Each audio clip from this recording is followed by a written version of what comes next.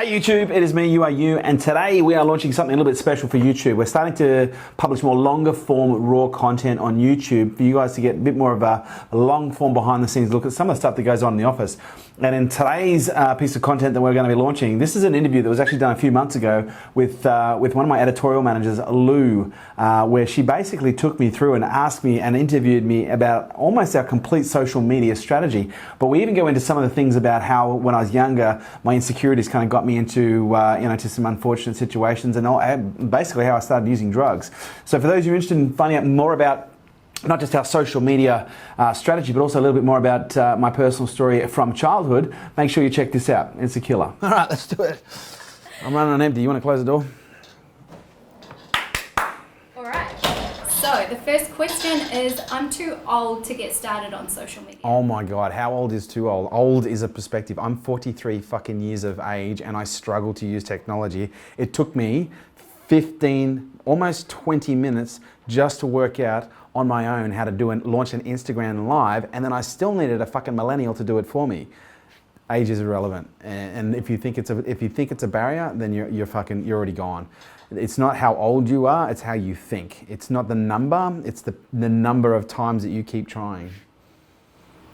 I don't have time to work on my business and produce content. Oh my God. Watch the vlog. Watch my vlog. There is time. Time is just a bullshit excuse that is used by people to justify not being able to do the things that they want to do, that they can do, that they just couldn't be bothered. Everyone has the same 24 hours in the day, including myself. Einstein had the same 24 hours. Elon Musk had the same 24 hours. Steve Jobs had the same 24 hours. Oprah Winfrey has the same. Time is a bullshit excuse, and it's never a question of time, and it's never a question of resources. It's a question of resourcefulness and prioritization and planning, and the ability to plan and identify the things that are most important, and then being able to execute whilst ignoring all of the noise around you that wants to distract you and take your time, your oxygen and your energy to get you to focus on drama rather than productivity and producing the things that need to be done. There is time, and you're full of shit. I can't keep up with the changes and the algorithms that happen on social media. Neither can I, but I keep producing anyway. Algorithms change, the platforms change their algorithms like I change my underwear at least once a week. I'm kidding. It's every day, sometimes twice a day. They are constantly updating the algorithm, but that is not an excuse to stop. That is not an excuse to slow down. And even if they change the algorithm to favor paid content over organic content, then I'll just produce more organic content. If they start favoring personal content over brand content, then I'll just start creating my branded content that's more personal, that creates more conversations. Whatever the changes are in the algorithm, I use that as a reason to keep going. Whatever the changes are in the algorithm, I strategically look at how I can position my content to take advantage of it. The changes in the algorithm do nothing more than amplify the goal and the purpose of what the social media platform is there to do, which is to create more connection, to connect more people, to change people's lives, and to make the world feel better than it did yesterday. Be that type of content and you will fucking dominate. No one is engaging with my content, so what's the point? The point is your content sucks, and the reason no one's engaging with it is because it sucks, and it's only going to get better if you keep producing content, but you won't keep producing content if your whole goal is for people to interact with it. If your whole goal is to have people interact with your content, then you're looking at the vanity of what you're doing and not the sanity. The sanity of what you're doing should be focused on how can I produce content that is actually of service? How do I produce content that's actually utility and helpful? Or how do I produce content that is actually entertaining enough for people to want to watch it? People will only watch things that will help them. People will only watch things that entertain them. People will only watch things that will serve them, achieve or have or experience more of what is already important to them. And if you're not tuned into what people want, then you've missed the whole fucking point of what social media is all about. Social media, it's about the connectedness of things that are important, the connectedness of a media, the social connection with media. And media is about trend. Media is about timely. Media is about providing information, education, entertainment to people in a timely manner that hits the mark based on where they are in their life right now. I don't have money to spend on social media. Neither did I when I first started. We produced a social experiment on a minimal budget with one filmmaker without spending any money. And for the first 18 months, the only money that we spent was actually on ads.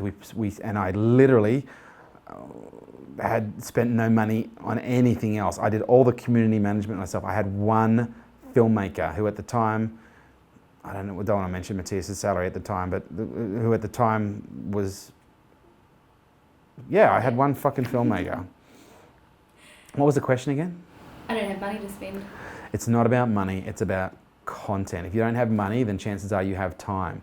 And people with time can sit down. If you don't have money, you've got a fucking phone. You have a phone. You had a phone to ask this question. You had a phone, to connect you to the internet. You've got a laptop computer. You've probably got a digital camera sitting somewhere in your house. But even if you don't, you have a phone. You can start producing content. You can start producing video. You can edit on your phone now. You don't need money to produce content. All you need is a phone and an internet or a data plan connection. If you don't have a data plan connection and you have a phone, go to the fucking library and use the library's data connection to upload your shit, okay? You can get free apps that will show you how to fucking edit on your laptop or on your phone, okay? There are free apps that will show you how to put effects and captions on the content that you're producing. There are apps that you can use that will produce captions while you're producing your content. There is no fucking excuse. Money is not an excuse, it's a barrier. It's a psychological barrier that is designed by the people with money for the people that don't have money to keep them where they are. Do not be controlled by those who have money based on the psychology of where you're at right now. I'm too scared. Good, you to should. Use video because I don't want to be on camera. Good, you should be scared. Fear is practical, it prepares you, it forces you to take the preparation that's required in order to achieve or go through or push through the thing that you're trying to do. Being scared is what will force you to prepare. It'll help you hone your craft. It'll help you study harder. It'll help you apply more and give you the skills, knowledge, and experience that's required to present well on camera. If you look at my first piece of video that I ever did, it took me 7.5 hours to produce a 3.5-minute video, and it was still cut up about 4 different ways in order to make it work. And I had a script. I was terrified. I was scared. I looked like shit on camera. I was balding. I was fat, and I couldn't get my words in any specific order. I was sweating like a pig, but I still did it anyway. The reality is, it's not getting to a point where you're absent of fear. It's getting to the point where you will do it regardless of the fear because your priorities are more important. Your purpose is more important. Your mission is more important than you sitting there dwelling on the emotion of feeling scared like some little scared bitch. Do it anyway. Step up. And you will find over time, as you expose yourself to the very thing that makes you afraid, over time, it will no longer produce fear, it'll produce excitement, and it'll produce inspiration. And one day you'll wake up and that very thing that you're afraid of now drives you to be even better every single day. Go and video yourself right now in the shower. Okay, when it comes to social media, I feel overwhelmed and I don't know where to start. Me too. Every day I wake up and I've got 1,000 notifications. Every day I wake up and I've got thousands of notifications across all my different platforms. And if I was to buy into the fact that I have to respond to every single one, then I would feel overwhelmed. And I feel overwhelmed on a very regular basis. Overwhelm is a natural state when you start to experience and do more than what you did yesterday. Stop trying to avoid overwhelm and start trying to pursue the skills, knowledge, and experience that will help you deal with overwhelm better. Why is it that some people can do, why is it that I can do more in one day than most people can do in a week or a month? It's because I've slowly built myself up, slowly exposed myself to more things, more overwhelm over time in healthy ways that enable me to deal with it better, manage and regulate the stress that it creates in order to perform at a very high level consistently. Overwhelm is nothing more than an indicator of conditioning that is required to help you get to the next stage. Do not try and avoid overwhelm, entertain overwhelm, experience overwhelm, dive into it, bathe in it, but do it in a healthy way to the point where you start to feel that enough is enough, then step back, repair, resuscitate, recuperate, do what you need to find back where your baseline is, and then go searching for overwhelm again. And what you'll find is slowly but surely your ability to deal with high levels of overwhelm will increase to the point where you can do anything, say anything, be anywhere, doing anything, and there'll be nothing that will faze you regardless of what you do. It's huge value, okay. I am sure that's going to go on fire. Just need to think of a banger headline for that one. Okay. The banner is, you're full of shit. You're full of shit. Okay. If it came from the gods, this is not for me. Okay, so I know we've talked about your journey with social media in the past, but I really want to focus on our reach this time, and because reaching, over 500 million people, I think is a really great way to set the campaign off. So if we can just quickly duck back, rewind like 5 years ago, What was your social presence like? Oh my God, 5 years ago. What year was that? 2014? Wow. Interesting number to choose. 2014, at the beginning of 2014, I had 3,800 and something followers on Facebook. Really? Yep. I had no Instagram because I'm not sure that Instagram was there at that point. Maybe it was. That just shows how fucking old I am. My LinkedIn was, I have no idea, but it was nothing special. You couldn't post on LinkedIn at that point. I'm pretty sure I was on Twitter. Actually, yes, I think I was on Twitter, and I think I had maybe 2,000 followers on Twitter that were all crap. Like they were all follow for follow bullshit, false economy stuff. It was all click farm stuff. What else was there? YouTube had no presence, or if I did have a presence, I had maybe 1,000 views across. But yeah, but it was in November of 2014, November 11th to be precise, that I posted my first piece of content that ever went viral. It was the donkey. Really? Yep, it was the donkey post. We can include this in here. Well, I'll embed that. And it was a post about a donkey that fell into a well. The owner was, it's a fucking fable, so don't lose your shit, vegetarians or vegans, especially you, Peter. I know you've already threatened my life twice as a result of this article. True story. Or people from Peter. Posted, fucking donkey falls into a well, owner's distraught, doesn't know how to get it out, so he decides the best way to get the donkey out is to euthanize the donkey and fill the well in with, have you heard this story? You have never heard this? Okay, I'll talk about it at Fast Summit. So he starts to fill in the well with dirt, shovel in the dirt, cover the donkey, euthanize the donkey, put it out of its misery because it's stuck in a well. But the donkey has other ideas. Every time the farmer who's distraught shovels dirt onto the donkey shakes off the dirt and steps up on top of the dirt that was on its back. And then the farmer keeps shoveling, the donkey keeps shaking it off and stepping up, shaking it off, stepping up, shaking it off, stepping up, to the point where the donkey is able to step out of the well. Moral of the story is, if you find your ass in a dark hole, okay, and people are shoveling shit on you, just keep shaking it off and stepping up, because sooner or later you get your ass out of the hole. Wow. Went nuts. 1.8 million shares. We've got the graphics, it's in the presentation. 80,000 comments, millions of reactions. 3,000 articles were written on blogs about that post with a link back to my Facebook profile, and we got 33,000 followers in 6 weeks. No, it was more than that actually, because I went from, yeah, it was actually, I said 33,000 on the presentation, but it was actually more like 50,000 in 6 weeks. It just went ballistic. Like I'm talking ballistic, like what we don't even sometimes see right now with our content. Like it went fucking bananas. I got that's where I got death threats from people going, you fucking fuck, the farmer needs to be shot in the head with a fucking donkey gun. It's like, dude, it's a fucking fable from the Bible. Chill the fuck out. But yeah, it went ballistic, and it was that point I started to realize, all it takes is one piece of content. So is that like that mindset? All it takes is one piece of content? Yep. Where did that Still took me another 3 years to get my shit together. Okay. To find the next one piece of content. Were you hunting for Nope. it, or you were I was. just like, I knew what had to happen. I knew what I needed. I knew I needed a filmmaker. I've known I've needed put it this way. I have known I have needed someone following me around with a camera since 2001. How so? In 2001, I wrote my first pilot.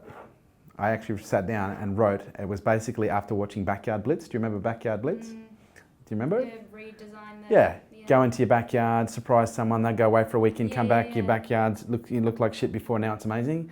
And I remember watching that, and it was like the 5th or 6th time that I watched that. This is back in 2000, 2001. I was like, I should do a TV program like that for businesses. This is before fucking Gordon Ramsay.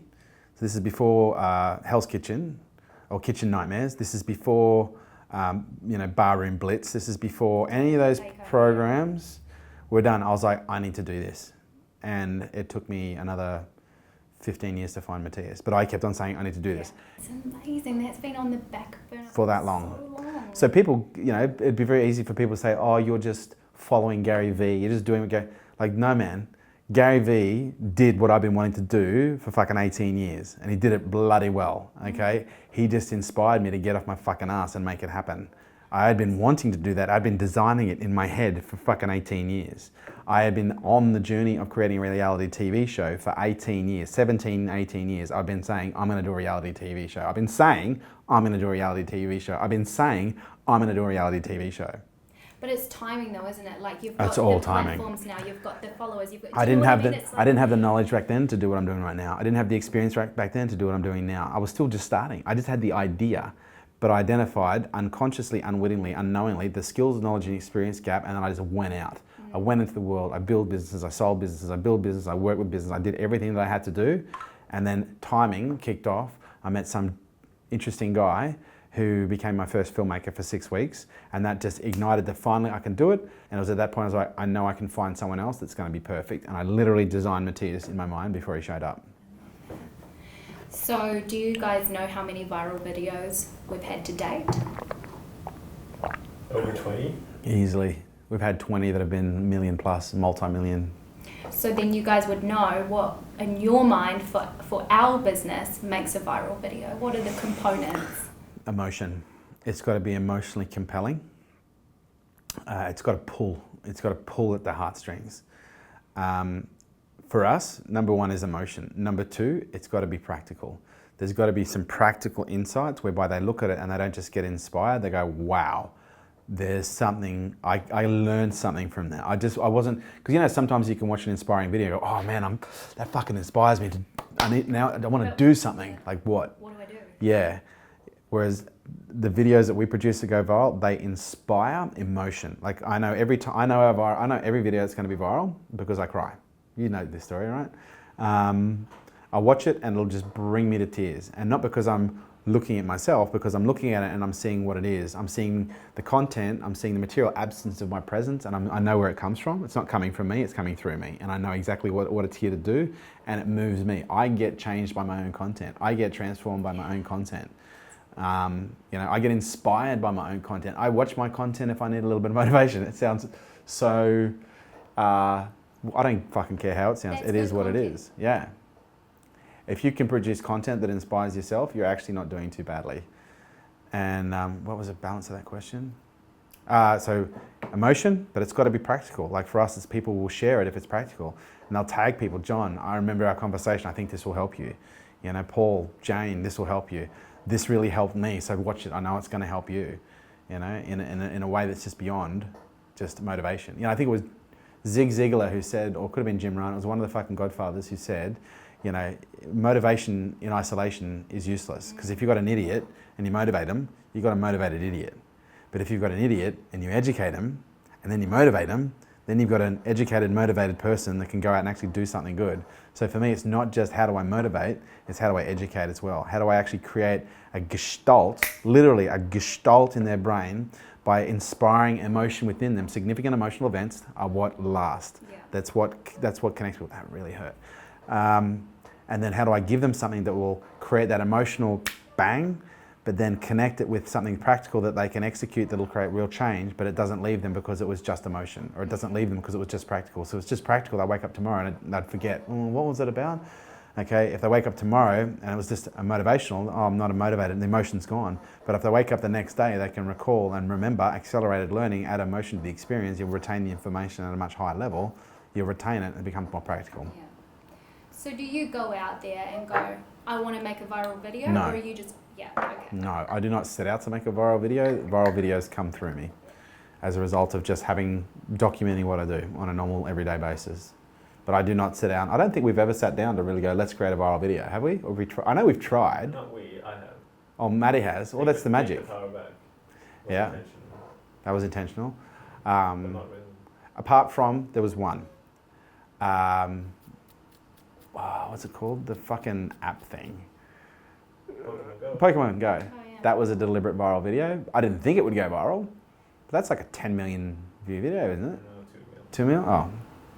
Sorry. Would the advice be for somebody wanting to create video content, hoping to reach people, hoping for it to go viral, is just make a great video and don't have too much intention on making it viral? It's not about making a great video. Yeah, produce good content, but the key to producing viral videos is to keep stepping back, keep producing. Because as I said, if I reflect back on that donkey, if I hadn't, at that time I was publishing like maybe I think one post a day on Facebook. And I remember, and then I went for a period where I didn't post for months, right? But I just remember now on reflection just thinking, okay, just keep posting. What's going to be viral? I don't know what's going to be viral, but as long as I keep posting, I'll find out. As long as I keep producing content, publishing content, keep being documented, keep inspiring Matty, sitting down with Matty, pushing Matty, stretching the limits, then sooner or later something will pop. We're due a fucking really viral video. We are due. I love that. Oh, that's going to be such a good piece on viral videos. Okay, one last quick thing. So my theme around this was sort of like the subtle art of not giving a fuck on social media. Oh yeah. Everyone's perfect. so like, I can't say that, or oh no, I'll just be really polished and everyone will, you know. So, taking it back to you, I think you've mentioned it before, but how did you feel when you first started being on camera for the first time? My goal was to forget the camera was there as quickly as possible. I'm like everybody else. You know, once upon a time you pulled the camera out, I would turn into a different person. Yeah. And I remember there's actually a clip on me saying this.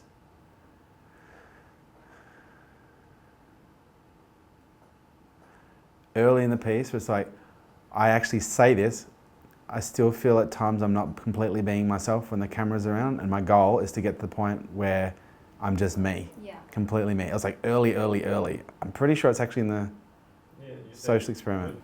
But was it important for you to remain authentic from the beginning, or Absolutely. has it just developed? It's something that's always been a part of me. Like for me, this is what I was meant to do. Like I even before the camera started rolling, I always used to write emails to people going, okay, imagine this is going to be on the front page of the newspaper. And so for me, when I started being on camera, it was like, okay, this is perfect. What better way to hold yourself to a high standard? What better way to be held to account than film everything you do and have everyone see it, warts and all?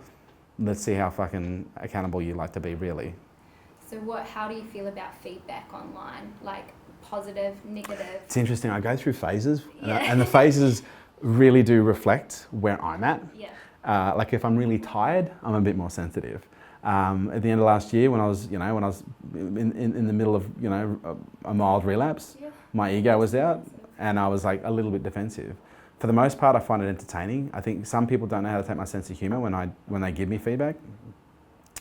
Like I think someone got offended this morning because they're like, you should stop swearing because my dad said that it's a sign of fucking limited vocabulary. And I was like, well, and I was like, sign of intelligence. I was like, well, actually, there's like 1,000 studies. It's actually a sign of the ability to regulate pain more effectively, higher levels of intelligence, more honesty, and an expanded vocabulary. Yeah.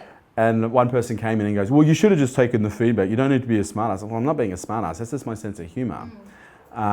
But at the same time, I'd like to think 95% of the time, I think personally it's 98% of the time, I don't take things personally, but there's like a 2 to 5% ratio where I'm either tired, emotionally sensitive, or just being human, where I'm just sensitive and I produced an amazing piece of content, I'm really proud of it, and someone goes, oh, fuck you man, it's a piece of shit, and it's just like, well, dude, really? Did you even watch it? Like, did you even, have you, oh, I fucking disagree with you, you're a fucking idiot. So, well, okay, that's one piece of content. Have you watched my other videos?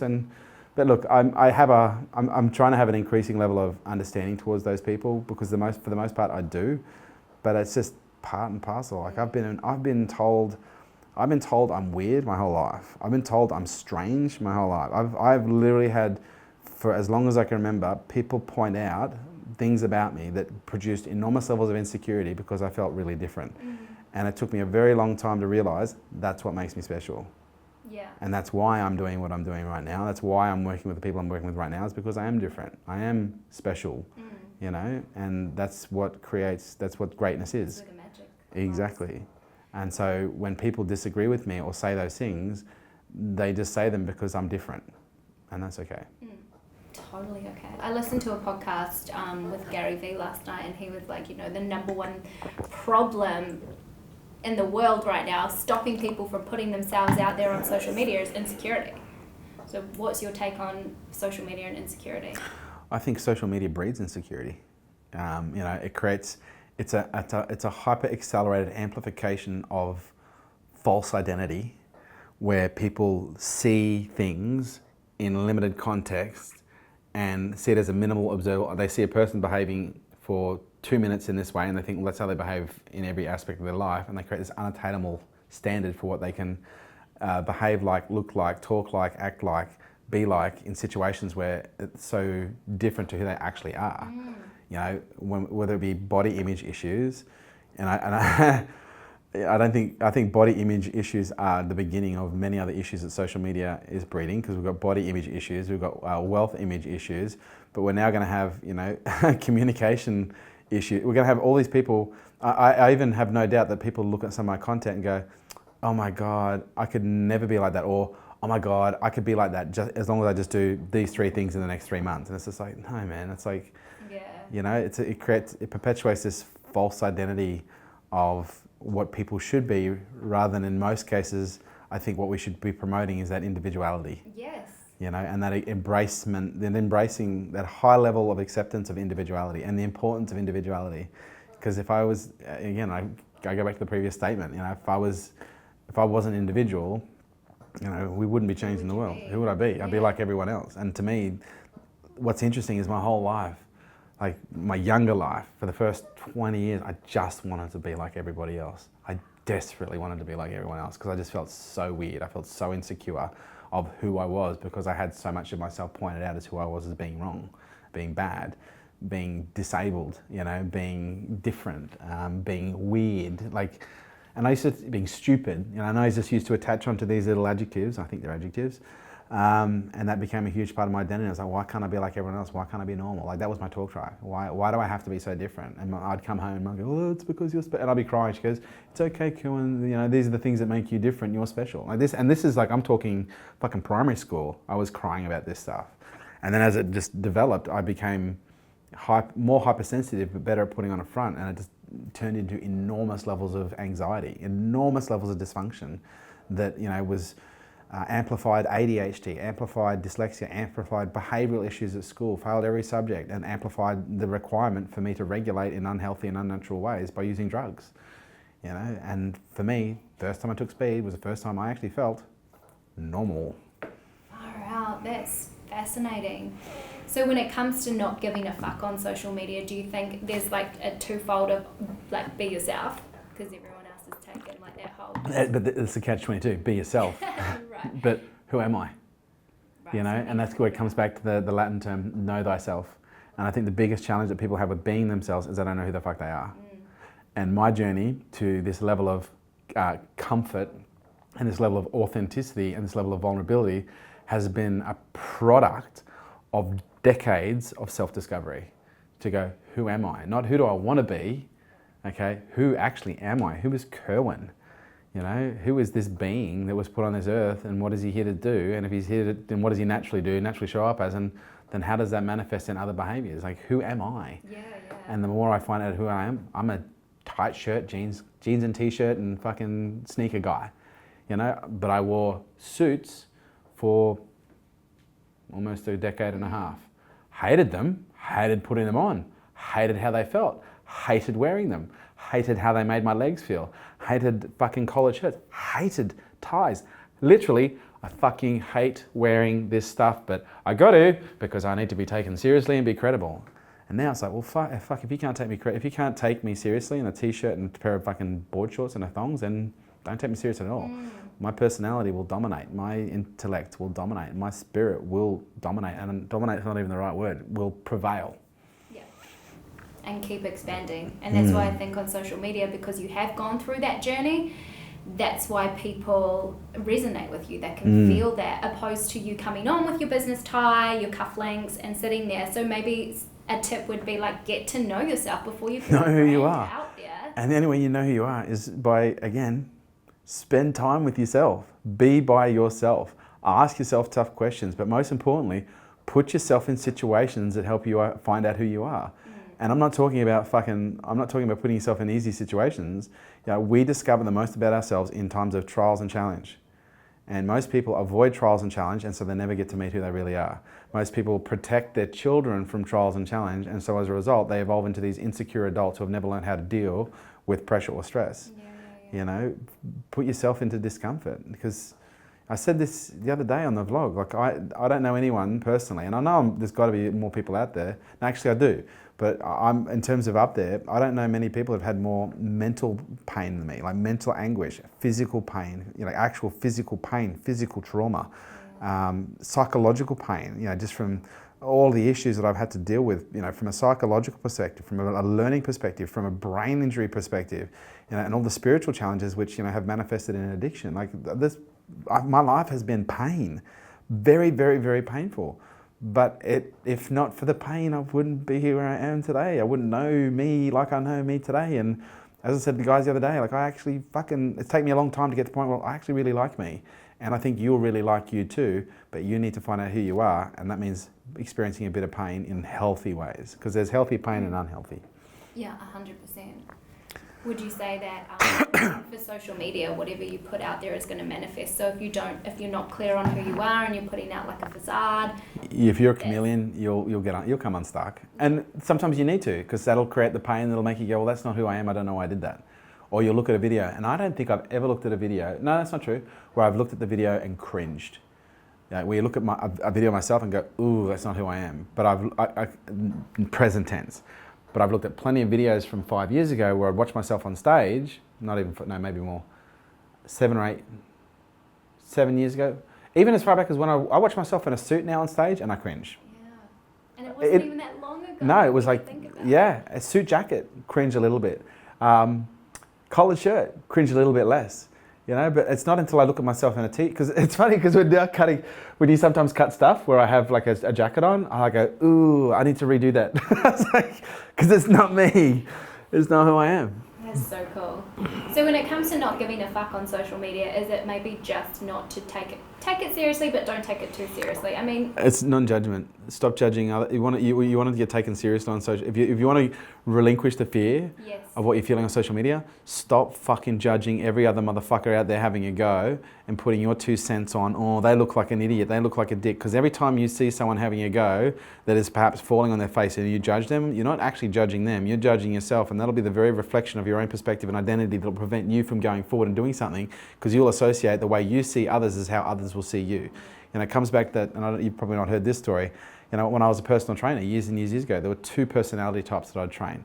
Female, overweight, wanting to lose weight, get fit. Personality A would come in. Have I had this conversation with you? Okay. I've read all the nitty. Okay. That personality A would come in, I'll give the short version. Fat, overweight, wanted to lose weight, you know, put them on a bike, they're warming up, beautiful chick walks in and they go, oh, fucking slut, look what she's wearing, blah, blah, blah, blah, blah. You know, personality B, different chick would come in, would see that same girl and go, oh my God, she's amazing, she's so attractive, she's gorgeous, you know, she's incredible, I'd love to be her friend. Personality A would be spitting venom at their ideal. I want to look like that, but every time I see that, I'm going to fucking resent it. I'm going to spit venom at it. I'm going to spit poison at it. Personality B would see her ideal and go, oh my God, she's so beautiful. She's amazing. I'd love to have friends like that. She's an angel. She doesn't walk, she glides. Personality A, oh, she must be sleeping every other one. Personality B, I'd just love to be her friend. Personality A, you know, they're 6 weeks in, they lose 4 kilos, and on a Friday afternoon they walk out all pumped and very happy for themselves, and they come back miserable on Monday morning. I look at them, bloated and tired, and I go, hey, what's happened? What happened over the weekend? Oh, I had a friend come over on Saturday night. And a couple of friends, one bought pizza, one bought cake, one bought wine. You know, 6 bottles of wine between the 3 of us later, 4 fucking pepperoni pizzas, and, you know, 3 chocolate cakes, and is an exaggeration. You know those 6 kilos I lost? Yeah, I've just put back on 5.5 in a night, in a day, because I did that on Friday night or I did that on Saturday night, and then I was like, well, I fucked my diet now, I may as well just go all out. And personality B would come in on a Monday morning, a little bit chipper, you know, bouncing their step, and you look very proud of yourself. Why, what happened? Well, I had a friend come over on Friday night. One bought pizza, one bought cake, you know, one bought wine. And I sat there and ate my steamed vegetables and my broiled chicken while they got drunk and everything else. And you know those 6 kilos I lost? Yeah, it's now 7. Woohoo, high five. And that behaviour that all of us are familiar with, we call self-sabotage, but that self-sabotage was there as a protection mechanism to prevent people from being judged by others by the way we judge them ourselves. Personality A is projecting self. If I look like that, she doesn't unconsciously know this, if I look like that, people are going to spit venom like that at me. So the moment you start getting closer to that ideal, you need to fucking eat some cake, girl. Unconscious. You need to eat some cake. You need to drink some wine. You need to fatten yourself back up, because if you start to look like her, you will be rejected from the world. Personality B, she adores that. She wants that. So then when, you know, the sabotage comes in, or the temptation comes in, unconsciously is going, well, no, okay, I don't want to look like this because I resent this, and I see others that perhaps I resent that are overweight as well. Yeah. This is what I want. And so she's less likely to self-sabotage. Self-sabotage is herd behaviour, like it's primal, it's instinctive. It's what we do to protect ourselves, but oftentimes it's a result of how we view the rest of the world. And I see that so prevalent on social media. So much. Personal brands especially, but other businesses as well, who are going, you know, that person has 5 million followers, I've only got 300 likes, so they must be, what are they doing, and rah, rah, rah, but I'm busy trying to work on my following. But you're putting down the person. Judging. Yeah. You know, we all love the Aussie battler until he's rich and successful, and then he's a drug dealer and a fucking pedophile. You know, it's understanding that we need to really appreciate the efforts and the struggles that everyone else, appreciate the efforts and the attempts that everyone else is making, regardless of the situation, so that we can reinforce to ourselves, okay, some positive reflections, and then just allow our behaviours to naturally follow suit. Yeah. Okay. I love it. We've got some good stuff. Oh, that's the best interview we've done in a long while. Don't steal my shit, That's Matthias. Don't steal my shit, Matthias. Steal her shit. That was good. Yeah. That was gold. Hey guys, thanks for watching. Really appreciate it. Big question now. Before you go, two things. First things first, let me know below what your biggest takeaway, your number one takeaway was from watching this video. And number two, if you'd like more information and more long form video content full of juicy bits and goodness, make sure you hit the subscribe button so you can follow more of what we do. Check it out. Talk to you soon.